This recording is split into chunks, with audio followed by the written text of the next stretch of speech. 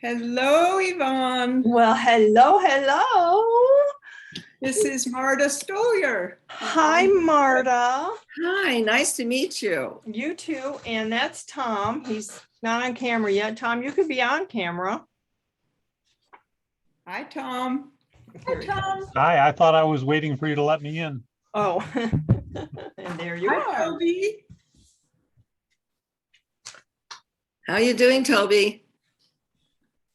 We don't have voice. You're muted, Oh, Tom, unmute Toby. Toby, unmute yourself. There you go. Hi, everybody. Excellent. Excellent. Yeah, are we okay here? Ooh, I think no. everything's working. Yeah. Yep, it's asking me to play music and I don't want it to play music, so. No music, not right now. So Tom will be more or less in charge of video and audio as far as guests. And I will ask people in the beginning to, let me see if that helps, I don't know, to keep their video and audio off. You want them to keep their video off? I mean, for themselves, their face. We don't want them on video. We want us on video. So we will, when we open it up for Q&A, we will ask them if they would like to be on video to ask any questions. If they have a question, then we can put their face on if they want. If not, they can ask it just in audio, or if they write it in the text box in the chat, we can ask it for them. But while we're recording, while the show was going on, pretty much we'll not want them, their faces all over the place. It's just going to be our faces. So Marda, I want to make sure I say your name right. Stoliar or Stoliar? Stoliar. Mhm. Stoliar, okay. Excellent. Sheila Rittenberg and Toby Bloomberg. And I have my little questions. Wrote a couple of my own. You gonna co-host me? Oh yeah, I got a co-host Tom.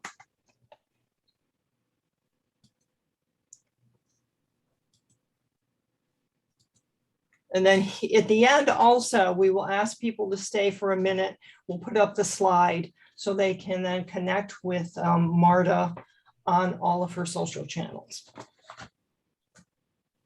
Interesting. When I stop my video, it doesn't leave my avatar up anymore. Mhm. I see your avatar. Do you see his avatar when he's gone? Yeah. Interesting. I don't. Toby does not. No, and I downloaded the most current version of Zoom, so I should be seeing stuff, shouldn't Yeah. That's very strange. I do not understand what the difference is. I don't, for the life of me, see why. I really don't like this glare. I will take these off for trying to sit back this way. Yvonne, do So- you have to admit people, or have you set it so they can automatically join? I think they have to be admitted. And Tom will be looking after that, right, Tom? Okay. I think. Yeah, so what will happen is we'll start a little informal, kind of like they caught us behind the scenes talking conversation. And the whole idea being that we want to wait a few minutes to see who else shows up. A number of people asked me also for the link, Sheila, that will not be available until after we're done and the video is processed. But in the meantime, I mean, did you bake anything today that you can show us? Marda, Anything today? did you bake anything today? No. I had a Chinese student for 2 days. And Oh, it all came together last night at a dinner that started at about 7:45 and went until Right. 10 o'clock at night. Right. And we ate pretty much Wow. everything. I bet it was delicious. To clarify, that was a student for Chinese food. Yes. Oh, And Yeah. that Ah, student is the husband of Veronica, and Veronica is Marta's close friend and student in Honduras. oh. Her husband, David, loves Chinese food and Loves Chinese food and just wanted to learn. And I kept saying to him, anytime you want to come, just come and I'll teach you a couple. And so of you things." cooked Chinese food last night Well, for 2 days. for 2 days. Yeah. What did you make, Marta? What did you We make? made a lot of dim sum the first day. And a lot of, char siu bao and a lot of typical dim sum.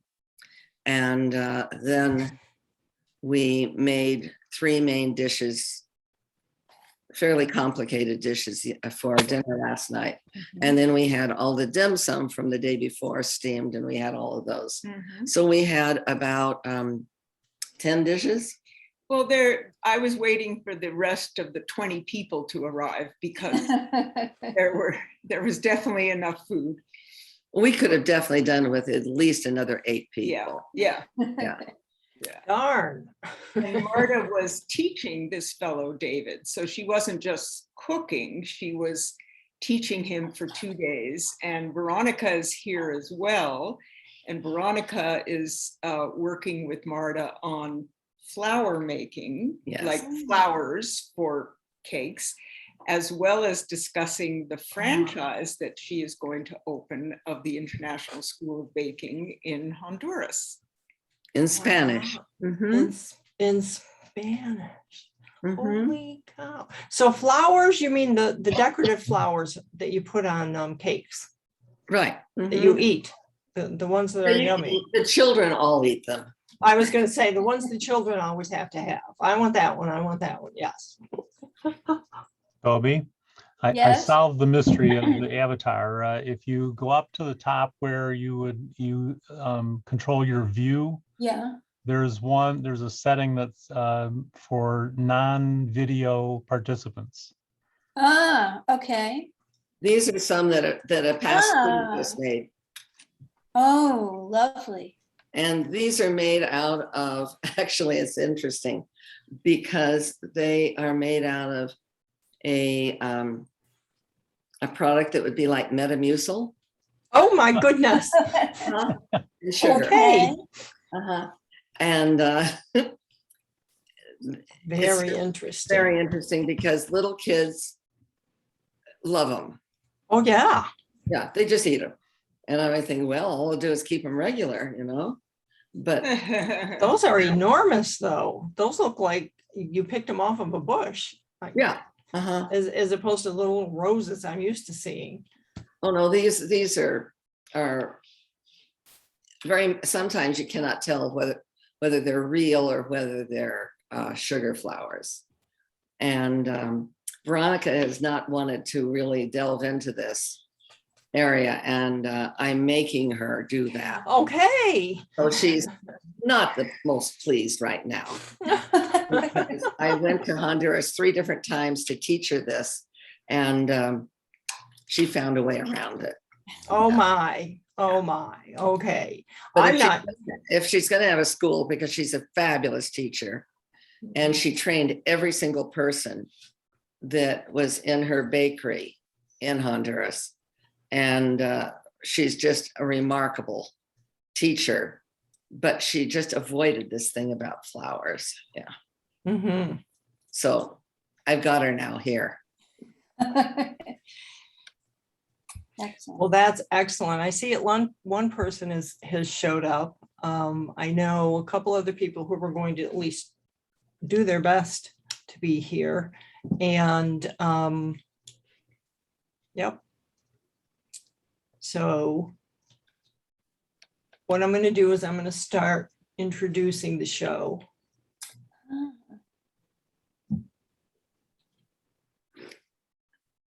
Yep, people are starting to show up. I did get a good number of people who responded to the reminder today. And I do think, Marta, Sue Holleran. this is such a fascinating subject, not just the, when let me tell you, and welcome everyone, we're going to be starting the show shortly. We appreciate you not having your faces on camera at this moment while we're on camera. And we will certainly invite you to be on camera during the Q&A if that's what you would like. But Marta, when I looked over the timeline of your life that Sheila sent me today, I was like, my golly, I'm just really fascinated. Well, it's taken me 80 years to do it, though. Well, I don't know. I think maybe 60 years, because I think you were, well, maybe 50. I don't think you started when the day you were out of your mother's womb. However, you certainly started very young, but you started, and we'll get into more of this, everyone. We're going to talk about so much of this. You started as a designer of women's shoes. That really just made me stop. Just stop and think back to the time when that was happening, what, 1968? 60, starting in 62. 62. Well, because golly, I mean, I was a shoe aficionado. I had a lot of shoes, but I would have never thought to think of a woman who was designing shoes, especially sports shoes, sneakers. So, I mean, in the end, you have led a fascinating life. And by the way, I would never guess that you were 80. And I also want everyone to know, as they're coming on board, that we welcome you. We welcome everyone who shows up. I'm not going to name everyone by name. I see a lot of faces popping in, people I know, people I don't. But in the end, this is going to be a show about Marda, about Sheila and the film that's being produced, about how Toby's involved in it. And little old Yvonne DeVita got to meet this famous person and learn a little bit about the making of a documentary. And I just had to share it. I mean, when we come right down to it, that's what it's about, folks. I just had to share this. I could not keep this to myself. And as we talk further and we let Marda tell some more and more of her backstory, which is just so fascinating, I think everyone, you're going to learn things that if you already know Marda, you probably learned something you didn't know. And if you're just meeting Marda, you're going to be as fascinated as I am. So it is 6. I am not going to go through the introductions. I want to introduce Toby and Marda and Sheila specifically, but I'm going to wait a few more minutes and see if a few more people don't show up, so we don't have to go back and do that. But in the end, before all of you started showing up, Marda was telling me that she cooked a Chinese meal over a space of 2 days for a few people who were visiting her. Marda, before we get into all of the details of the actual show, tell us a little about that. Tell us about the Chinese food that you cooked over a period of 2 days and who it was for. Well, I lived in Taiwan and I lived in Japan. And when I lived in Japan, I was asked to actually work in a Chinese restaurant. Well, okay. And You don't want to sit in this chair over here beside me? Oh, just a second. Tom, can you take care of the audio there? Working on it. It's Trying to easier figure out who that is. computer doesn't power-wise doesn't last very long. I don't know who either. I think I got it. All right. Also, Tom, when Marda is speaking or whoever is speaking, could you put it on speaker view? I didn't realize I was controlling that for everyone. Well, for us. I mean, I can try to do it, but I'm just going to be sitting here talking with Marta. I'm just telling you right now. Go So ahead. Marta, keep talking, keep talking. Okay, anyway, I started working along with a friend of mine. We worked in a Sichuan Chinese restaurant 4 nights a week for 6 months. Holy cow. And our goal was to teach the woman who owned the Chinese restaurant English. So it was sort of an interesting project because we had to sort of figure out what we were going to call things in English because we had no idea what they were called in Okay, Chinese. yeah, right. And so anyway, that started my love of Chinese cooking. And then I started about 2 years ago, after I found a young woman on an ebook, and come to find out, I knew who she was when she was a very young person in Beijing. And so I have been I now have 6 full books of her formulas. And I find myself cooking Chinese food for myself for dinner with nobody around. I mean, I thought, this is really strange. But Toby. I kept talking to my friend Veronica about Chinese food, and anyway, in Honduras, and her husband just loves Chinese food. And I said to him, anytime you come to the United States, I'll take you for 2 or 3 days and we'll work on Chinese cooking. And he took me up on it. And that's been about 3 years since we started talking about this. And so I put together a 2-day class of making a total of 9 different things. Wow. And it was fun because he was very much into learning and very concentrated on what he was doing. And last night when we put it all together, he was really, I think his wife said he was exceptionally happy with the results. And we asked him if he was going to go home and do it. And he said, yes.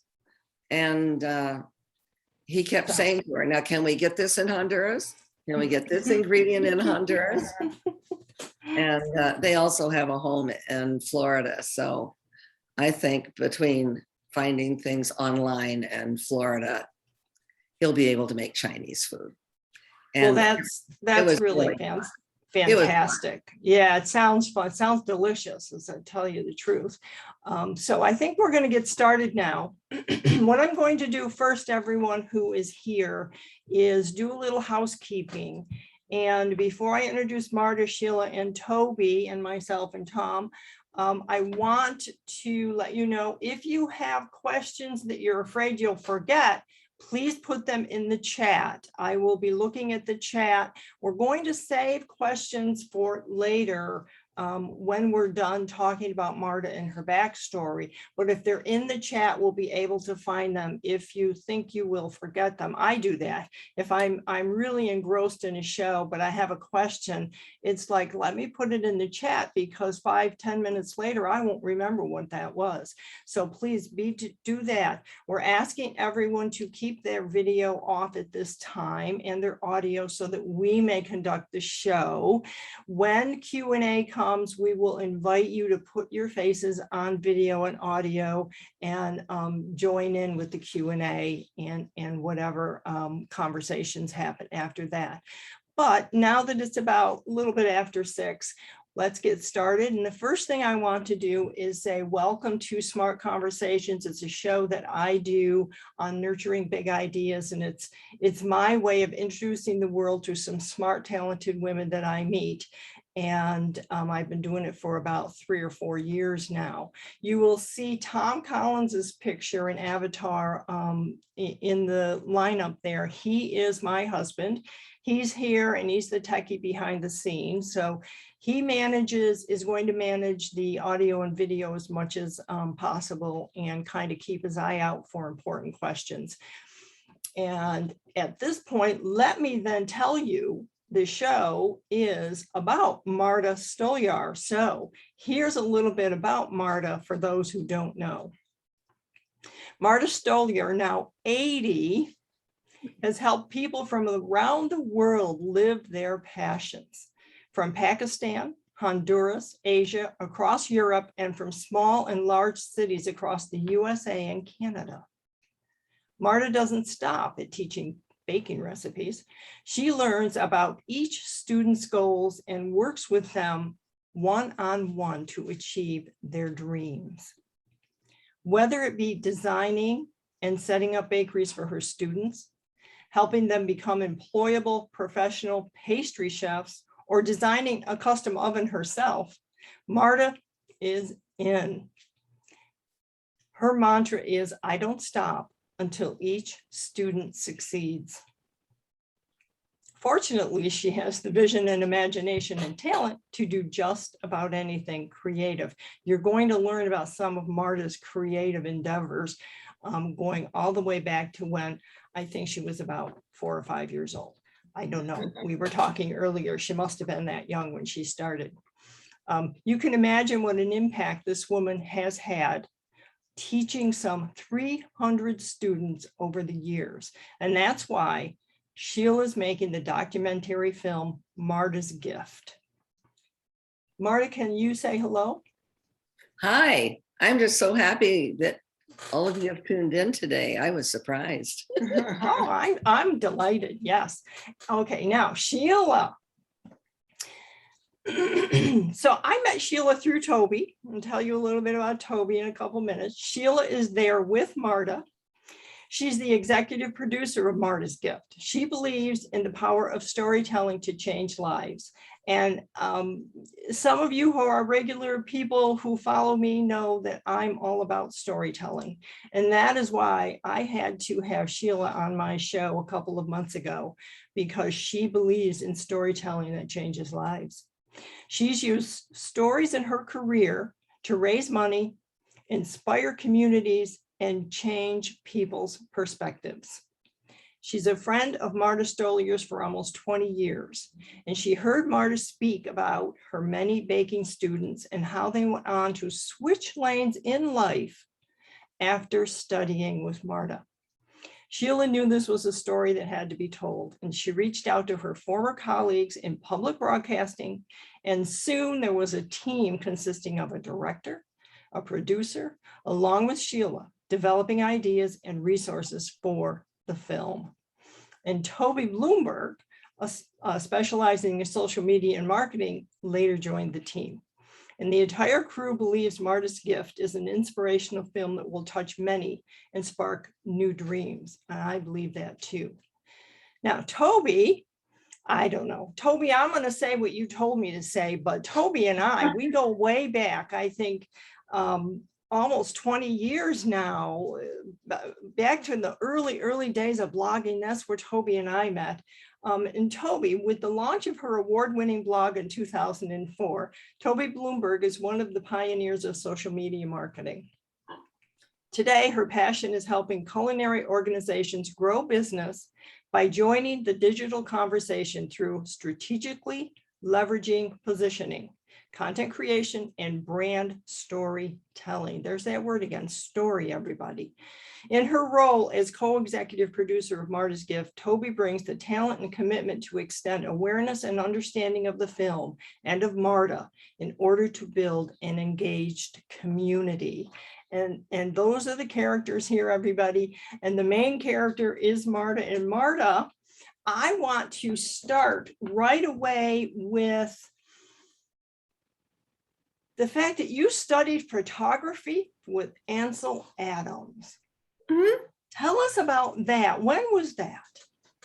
I think I was about 20, 21, 22. I'm not quite sure, but it was with Minor White and Ansel Adams, and it was a 1-month course. And it was back when we believed in a total submersion, and the course would start at 6 o'clock every morning, and it went until midnight. And we would travel throughout Oregon to the mountains, to the beach, wherever, and photograph. And then we would go back and develop the film and meet back at 7 o'clock at night and be critiqued on what we were doing and everything like that.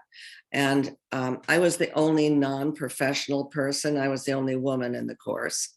And I was just very fortunate to, as a shoe designer, to be able to pick up a camera.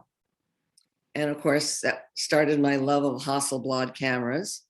And it was just a truly great experience. And Ansel Adams and Minor White, very different people, but they just gave a lot, and it was all in black and white. Mhm. Oh, wow. I didn't even Mhm. realize that. Yes, on purpose. It was a black and white course.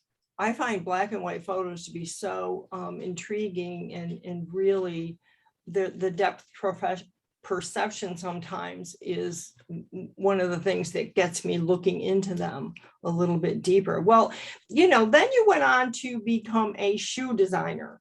And I know, Sheila, when you sent this to me and I saw it said shoe designer, I thought, how far away is shoe designer from bakery chef? What was it like, and why were you interested in shoes back then? What was it about shoe designing? My mother thought that I wanted to be a shoe designer because I think it was in like the 4th or 5th grade in school. We had to go to the library and find a topic on a subject that we wanted to be when we grew up. And there was nothing written on a shoe designer. And so I thought that would great. I didn't have to use the library. But it was something I always wanted to do. It was the only direction that I ever had, was to be a shoe designer. And the only university that gave a course in shoe designing was Pratt Institute in New York City. So naturally, that's where I had to go. And you opened up a shoe factory in New York City in Yes. what, 1963? You were 22. Yes. Mhm. That is just absolutely phenomenal, everyone. So Well, it's crazy that anybody would trust a 22-year-old. well, I mean, I that's don't know insane. about that. Maybe you were they saw the creativity in you. Maybe obviously there was something. Well, I think being a shoe designer, it's a passion. It's something that you can't go to many stores because that's what's happening today. And you're designing for about 2 years down the road. And so Yeah. it's limiting in a way, but it's extremely creative, color-wise, trend-wise, how it develops to go along with the rest of what women are wearing. And it's something that you can't get yourself totally in it. You have to make sure it's something that's going to sell. Mm-hmm. Oh, well, see, that's interesting. That's interesting. 90% of what you do is something that will sell, and 10% is what I call education for the future. Uh-huh. And you have to understand that you have to be a good business person or you won't last very long. Well, that makes sense in just about everything. But the interesting thing there is that you have to create the product to sell. You can't necessarily create the product you want to create because, as we all know, those of us who are entrepreneurs and anyone who's here that is in business for themselves or working with anyone in any kind of a business. What did I just see somewhere? I was reading in a book that if you're in business and you're not making money, then really it's just a hobby. So you have to actually sell something and make money. And I'm fascinated by the fact that as a shoe designer, you travel to France, Spain, Italy 3 times a year. And you did a bakery apprenticeships? Yes, I went 4 times a year. And I fell in love with a hard roll. But this hard roll wasn't just a hard roll. it was empty in the middle. Interesting. And I said, I have to learn how to make this. And so a friend of mine had to go to a bakery and say, she's not competition because she's a shoe designer, And, but she really wants to know how to make this maquette or this rosato. and this was in Venice, right? This was in Venice. So over a period of 10 years, I had put in about 2 full years working in a bakery in Venice. And in the same period of time, I put in about the same amount of time in a very, very well-known restaurant in Paris in pastries. So I learned my pastries in France and my breads in Venice, and had no intentions of ever doing anything with it. I just wanted to know how to do it. And I wanted to know how to do it right. And so it was fun. Yeah, what did you find? This is kind of a little crazy question that as I was looking at your backstory, what did you find different from creating shoes to creating pastries? What is different? What's the same? Well, you know, in a shoe, you have to have something called a last. It's a form that you design the shoe over that gives you the shape of the shoe. In baking, it's the science that you have to understand. Mm-hmm. And you have to understand it isn't something, you can't just decide to make a loaf of bread any which way. You have to understand the science of how it's going to work. And so in both cases, it takes concentration, understanding, developing ideas, and Persistence? yes, persistence, but also it's something that keeps pushing you. And I love that. Uh-huh. So I'll throw this out there because, you know, I watch the Food Channel. Everybody watches the Food Channel. I watch people bake and cook and whatnot. And, you know, I'm always amazed by good cooks and chefs.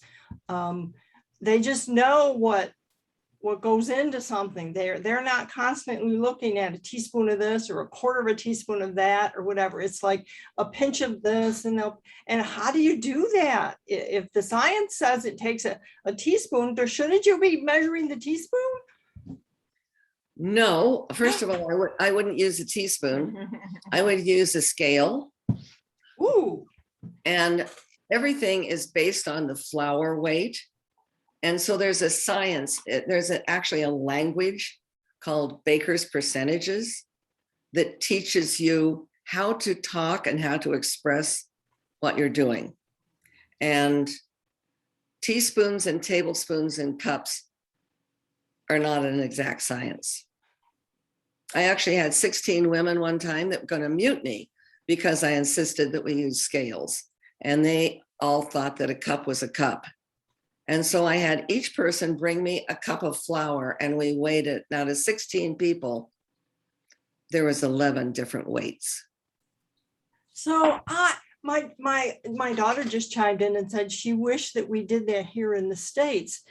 And I mean, you have your International School of Baking there in Bend, and you're using what you're talking about now. You're not using the teaspoon in the cup. What do the rest of us do? Why can't America do it the right way? Well, there are books. There are some good books these days that people are finally addressing. You know, many times you would find books that would say 4 to 5 cups of flour, 422 grams. In other words, they knew, but they didn't know what you were going to do with those cups because they're not an exact thing. Okay.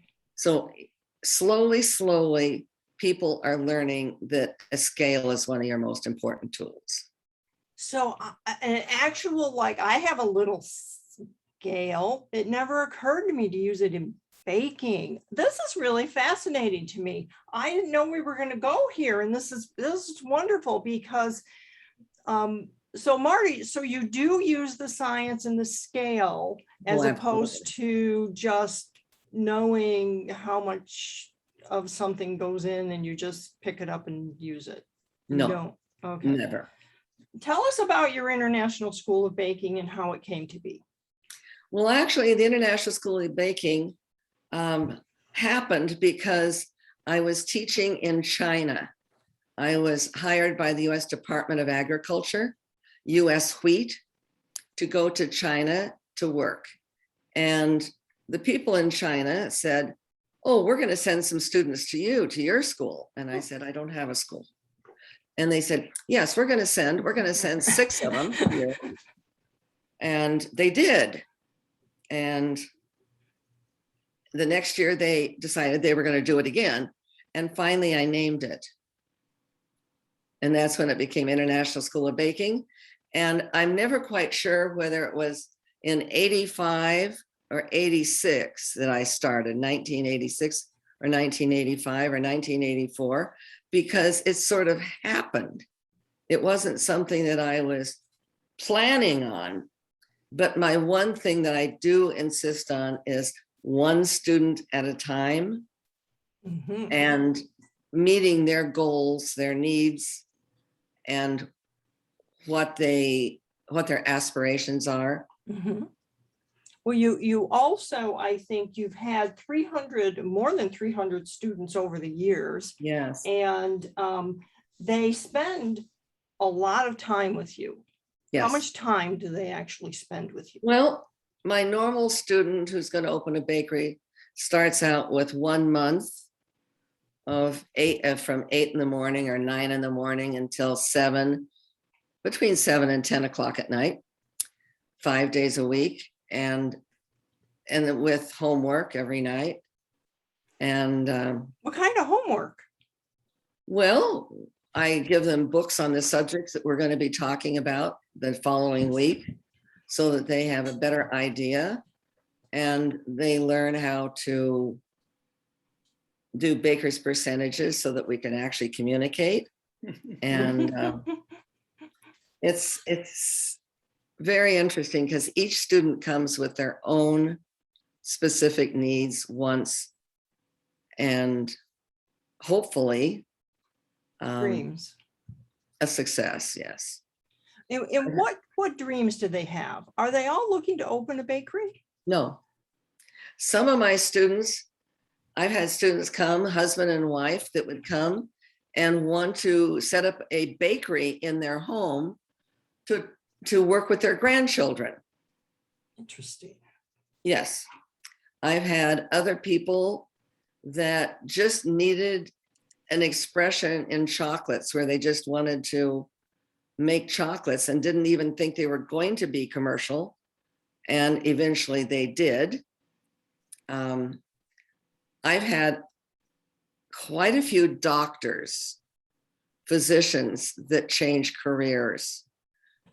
And they make fabulous students because they're very accurate and very scientific and very focused. You do have one story that Sheila shared with me about a doctor who had a daughter who was special needs. Can you share that story with us? Yes, actually, I had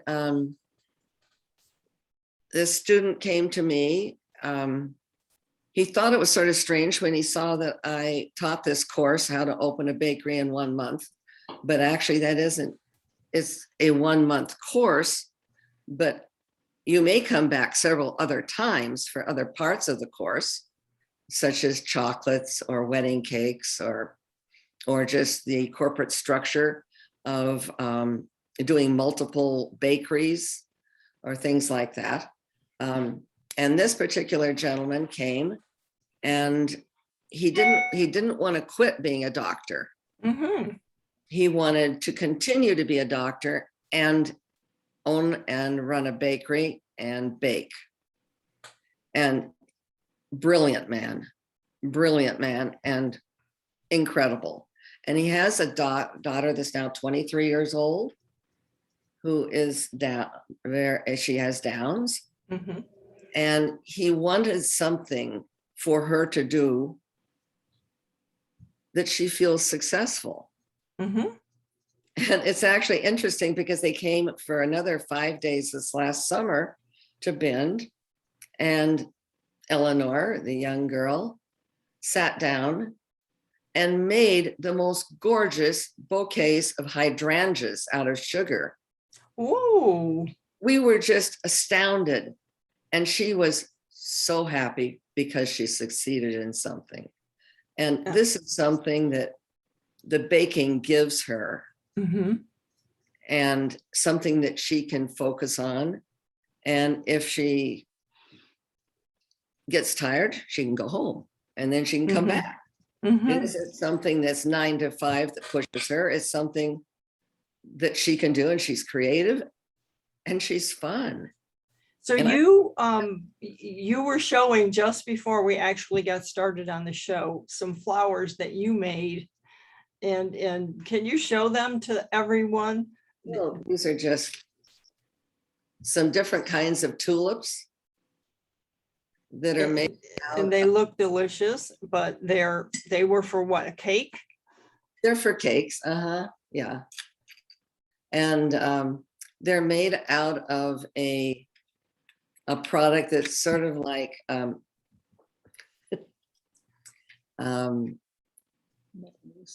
Metamucil. It's a siliceous fiber Okay. and sugar, and they're very edible. How hard are they to make? Well, I love making them. Some of them are very difficult. Some of them are very easy. And some of them have so many petals you want to scream.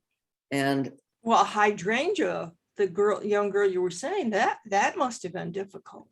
well, the funny thing of it is I gave her 4 boards that each took 48 little indentations. So she assumed that she had to make 4 times these Oh, boards. And then she put them together and she had 4 beautiful bouquets. Yeah. Yeah. well, that sounds wonderful, wonderful. Well, I want to get into a little bit now into the story of the film. So Sheila, Marda can tell us how she feels about it in a minute, but I would like to know from you, when did you decide after meeting Marda that this story had to be made into a film? Well, I would say that the idea built slowly. And one of the joys of being Marda's friend is that every time you're with her, at least every time I was with her, certainly in the early years, I heard a new story, at least one new story each time. So I heard about teenage girls in Pakistan who were living on the streets and really facing some life or death challenges.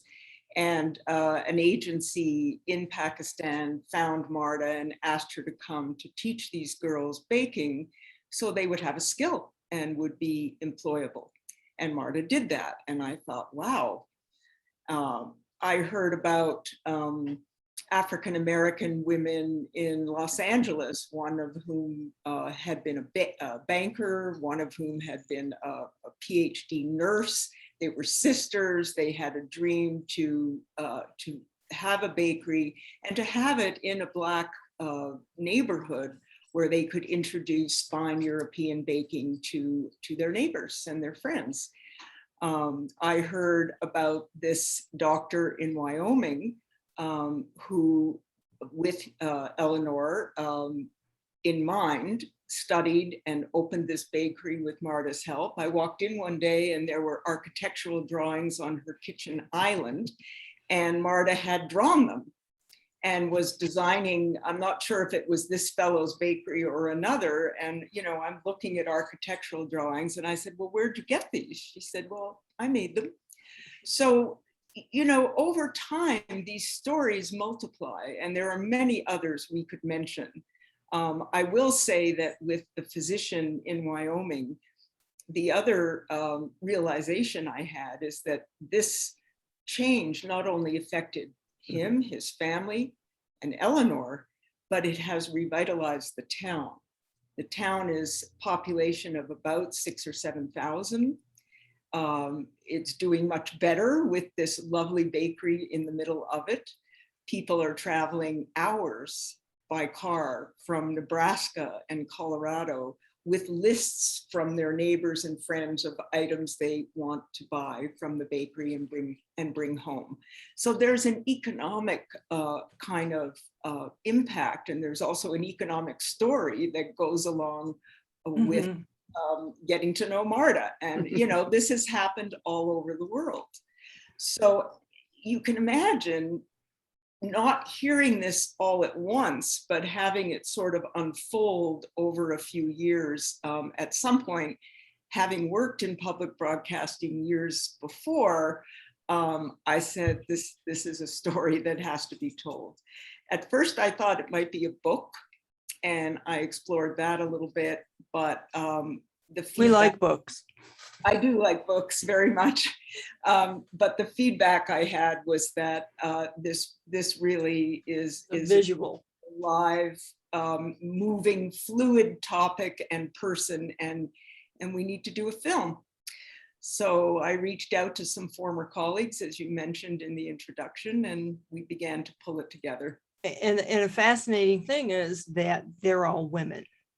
They are. We are. Yes. Yes, you are. And you brought Toby on board. And so Toby, when it came time for you to help out with Marda's, you have been doing work in the food industry over the last few years now, because we all know how popular it is for everyone wants to look at food and talk to chefs and learn how to make new things. Toby, what were your thoughts when you first came on board? I was introduced to Sheila by a mutual friend, and the more I learned about Chef Marda, the more I was excited and intrigued with her story. But her story isn't one story. There are multiple, as we've just learned in the past several minutes. She has multiple of stories to tell. And I knew that the community at large needed to understand not only about the film, but needed to understand about Marda in order to embrace the film. And so it seemed that the best way to do that is through social media. And so through Facebook and Instagram and LinkedIn, we've been telling Marda's stories. So we've been telling the stories that you just told. We told the story about her with Ansel Adams a few weeks ago. And just this week, or was it last week? I can't keep track. She gave us permission to post one of her formulas, a cream corn soup, which is easy for the home cook to make.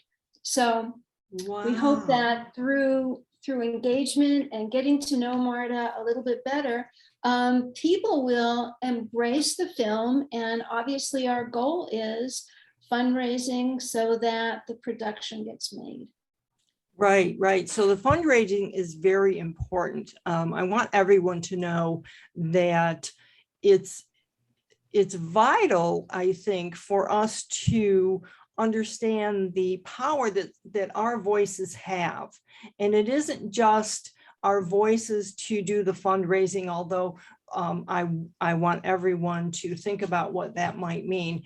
What I'm really interested in is how the fundraising will raise the voices we all have to support Marda in what she's doing, to support Sheila in the making of the film, so that we can all see the film on Netflix or another streaming service, and they can go to the Oscars and we can all sit back and say, we helped make that happen.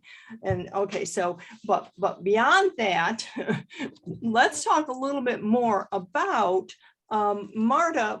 I do have a question from Tom, who says that he's curious, with all your design and your photography, architecture, and so on, Have you started using any of the digital tools that have grown over the last couple of decades? And I don't know what digital tools he means in baking, but maybe you do. Oh, I would say that the baking industry has really gone back to a lot of the basics and hasn't really, oh yes, I do a lot of things with all kinds of molds and Mhm. and Tools. art and all kinds of things. But I really am, most of my customers are wanting to really get back to sourdough and how to keep a starter and how to develop and handle sourdough in a large capacity. And Mhm. I have a client in Canada that makes 1 million loaves of panettone between November and December every year. And it's 100% sourdough. And Wow. I was actually working with them on how to actually have sourdough rooms without you getting drunk, because the sourdough gives off alcohol and that can be, so I guess what I'm working with is going back to nature a lot and not using chemicals and not using a lot of these easy, Mm. no mix, no do this, no do that, but actually going back to the basics and learning how to do it right and what the artisan people taught us way back. Mhm. So as far as what you have stocked in your kitchen, I don't, I'm not going to ask you to tell us what is in your pantry because it would probably take all night, or you could just take the camera over and show us. But what are the staples that you think a good chef and a good pastry chef also should have in their pantry, especially given what you just said? Well, it's really interesting because one of the things that people don't realize is that if you make something a certain way, you have to make it like that every day of the year, even though there's seasons for the products that you're using, such as cherries. Your cherry something or other has to taste the same in January or November. So there are things called compounds that almost nobody knows about unless they're in the business. But the professionals all rely on good, different flavored compounds, whether it's, rum or amaretto or, lime flavor or passion fruit or whatever it is, from Germany or Switzerland or places like that, where it isn't a sugar thing. It's just an essence that has had, say, the alcohol removed from it, so that it's just that if you make something every day, it will taste exactly the same. Mm-hmm. In season, you can add the seasonal fruit to it and things like that. I think that is probably one of the most shocking things to people that walk in and they look in my refrigerator and they'll see 50 different containers and they'll say, what are those? Mm-hmm.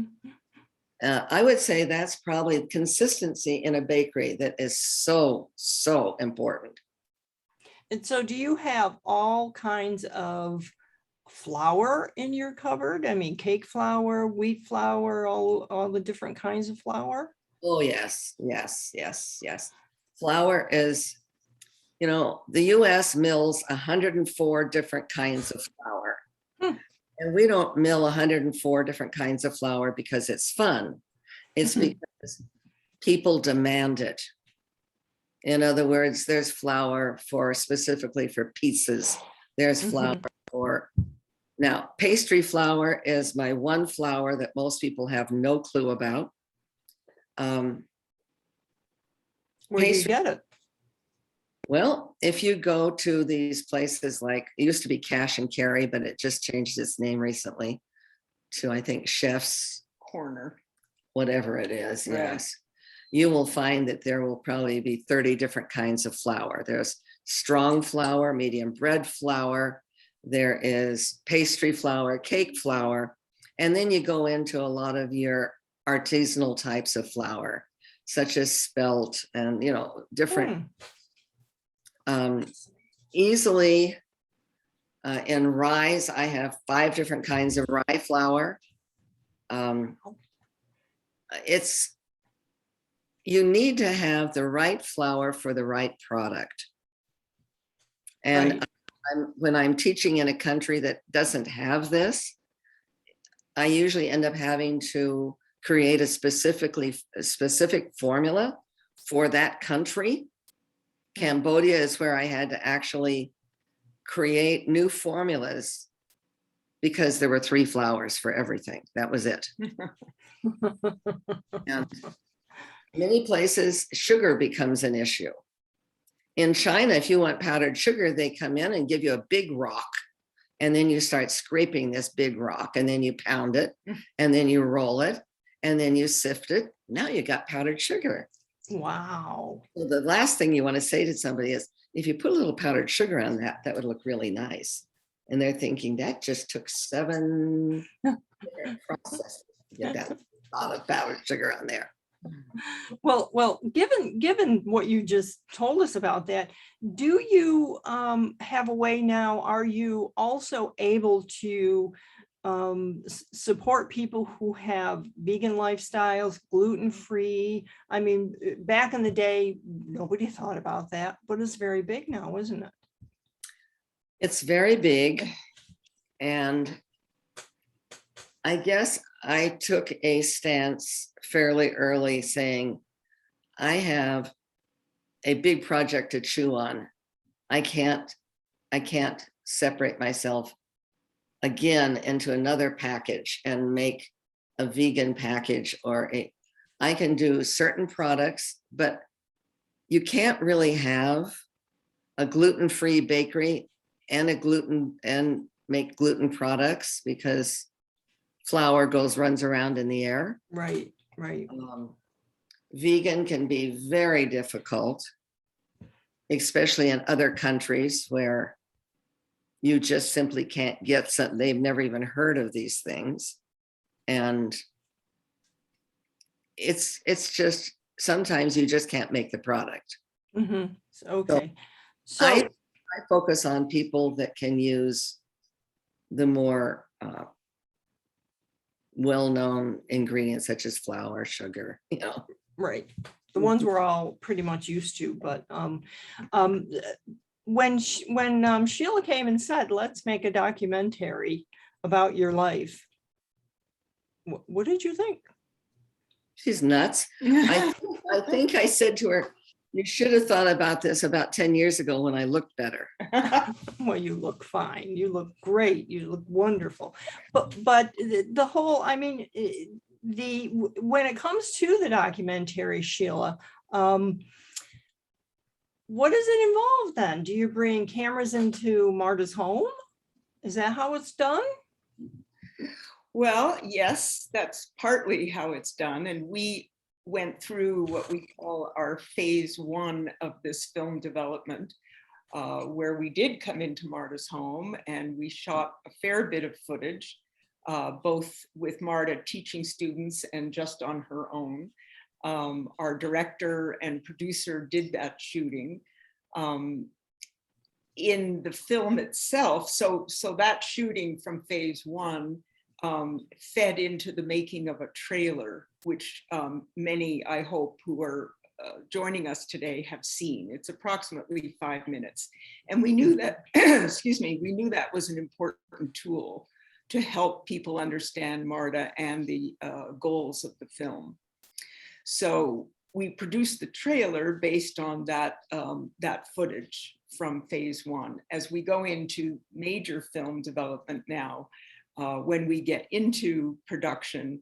And also in phase 1, the director and producer went to Wyoming and shot footage of Marda with Dr. Esden Flukinger, who is the gentleman we keep referring to with Eleanor, his daughter. Oh, okay.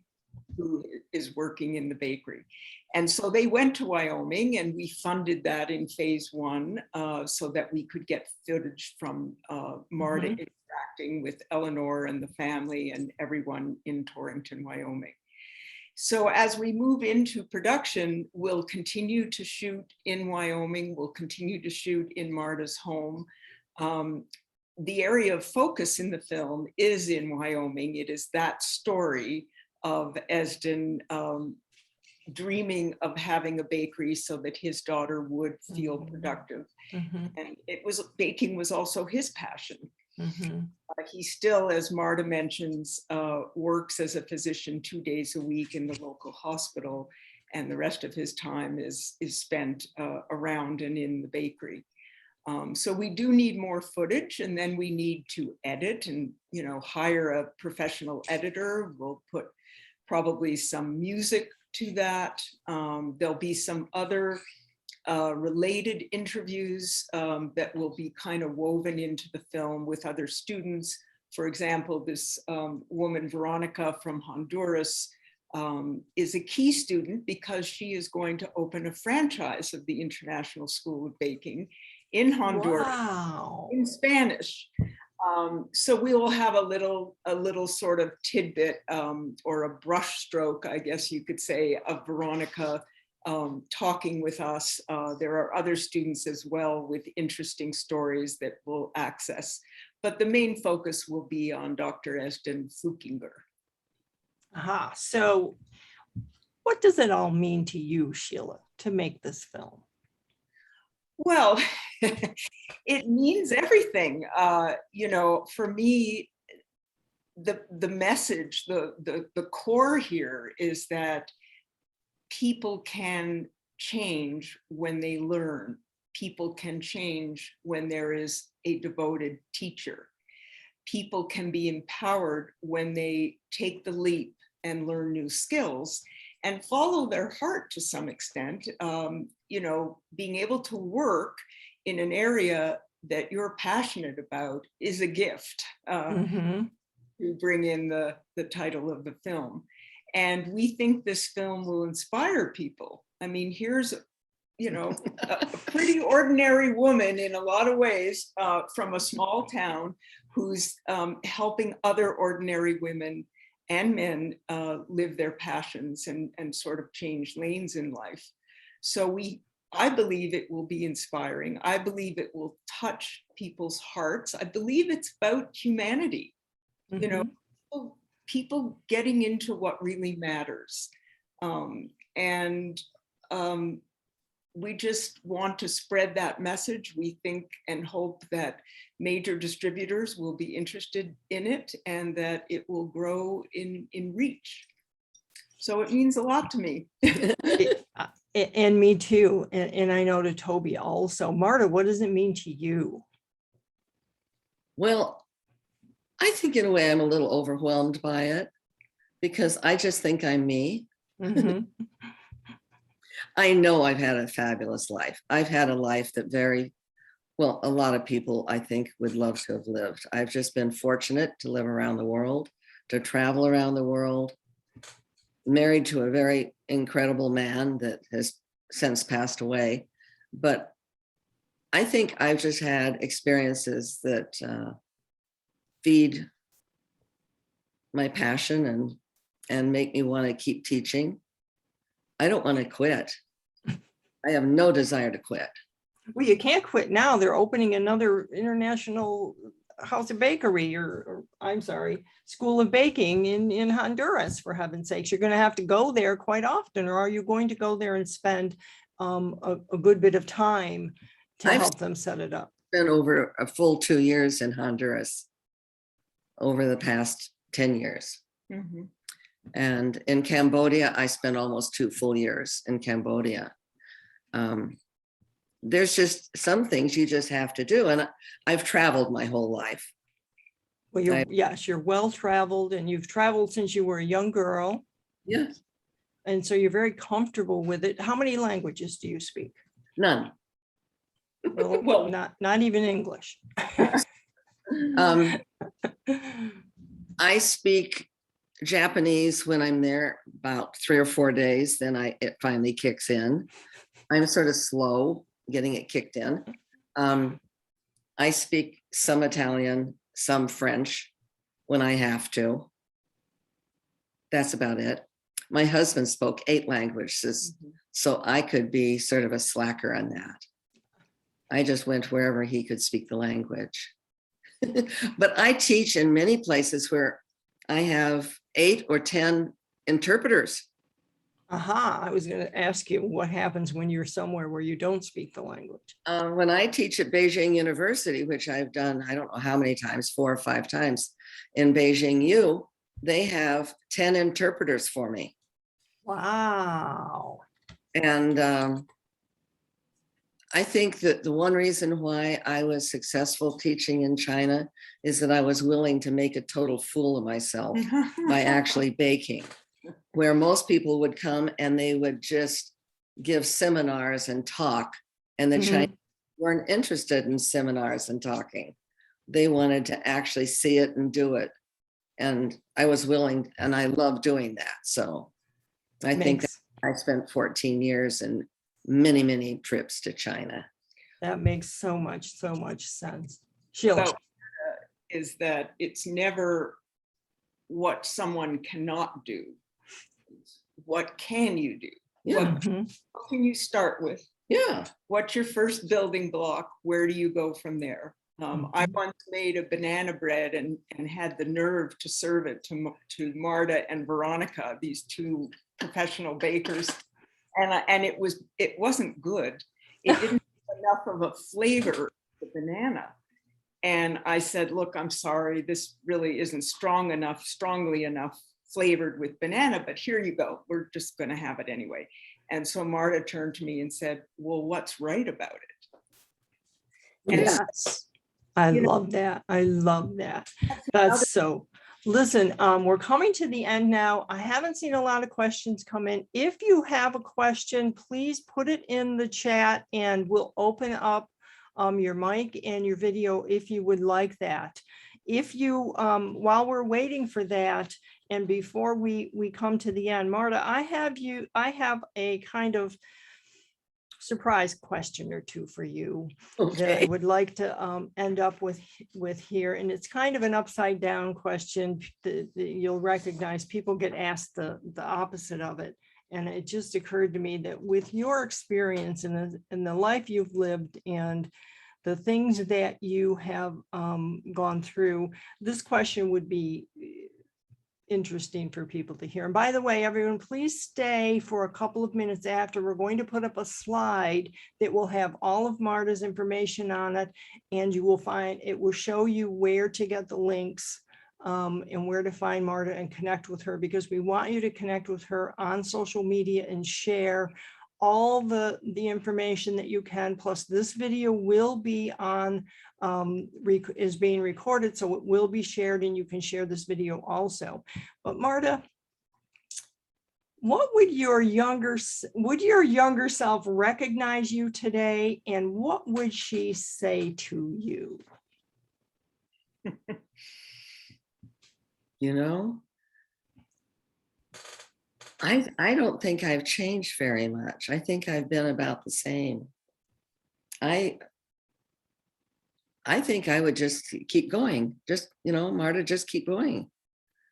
I've never said really no to a project or anything. So when your younger self came to you today and walked in the door, I would love it. and what would she say immediately? Well, it's about time you became a baker. Well, are you approaching this as a baker, or are you approaching this as another art form?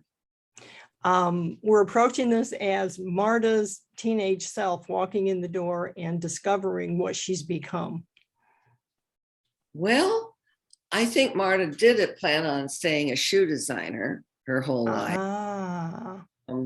I think that was something, and I did it for more than 25 years. I was a shoe designer and a bread baker at the same time. I was traveling to Korea for shoes, athletic footwear, and things of that sort. And then on the same trip, taking the other suitcase and going into China and teaching. And then coming back and teaching in the school. And so I was many times, Korea opened up at 4 p.m. So that's when I actually started working. So I had all morning to bake. So I think I just love the challenge. So we do have a question. What is your favorite pastry to make? Oh, I wish people wouldn't ask me that. And I love really making all pastries. I love the ability to make something that I haven't made in a long time, or I don't know. I've been making a lot of Basque cakes recently, and Basque cakes are really delicious. And it seems like it's one of those products that sort of disappeared. I don't know. I just like making everything. That makes sense. We do have a comment. Let me read it from Jay. He says, I'm 30 years younger than Marda, and I couldn't keep up with her working. I had to keep asking her if we could take a break. Amazing energy and drive. I'm afraid I do have a lot of energy. I look a little slow, but I keep going. I don't think so. So this has been really fascinating. And I think that we've learned quite a bit about the Marda backstory, but I think also it's fascinating to have the opportunity to understand what happens when someone says, I'm going to make a documentary because I met this fabulous person whose story should be told. And it's wonderful then for me, who gets to meet Sheila through Toby, to then get to meet Marda almost in person and be able to really feel the power. I mean, I felt it when Sheila and I talked and Toby and I talked, because I agree with you, Sheila.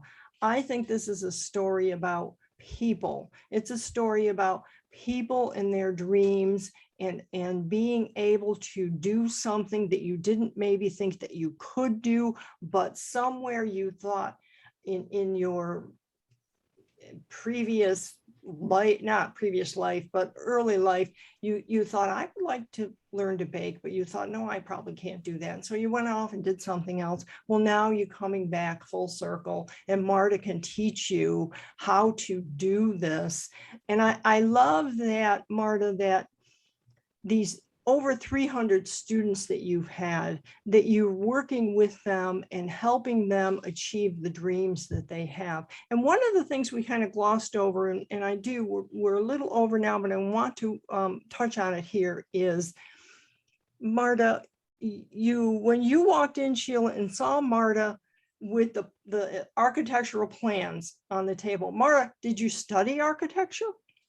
No, but actually, I graduated from Pratt Institute in New York. Uh-huh.